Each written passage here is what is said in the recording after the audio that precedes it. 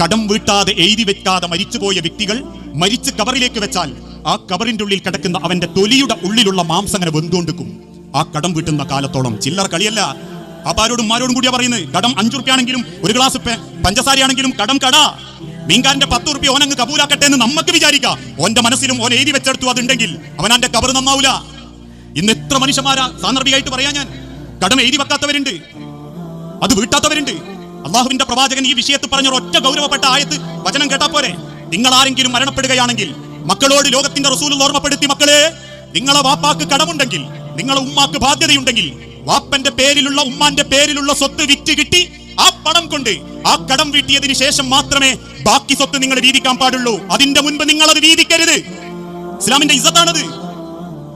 ഇനി അഥവാ അങ്ങനെ വാപ്പാന്റെ സ്വത്ത് വിറ്റിട്ടും വാപ്പാന്റെ കടം തീരുന്നില്ലേ, വാപ്പാന്റെ കബർ ഭംഗിയാക്കാൻ ആഗ്രഹിക്കുന്ന മക്കളെ, ആ കടം വീട്ടാൻ മക്കൾ ഒരുമിക്കണം, മക്കൾ ഒരുമിച്ച് കൂടണം.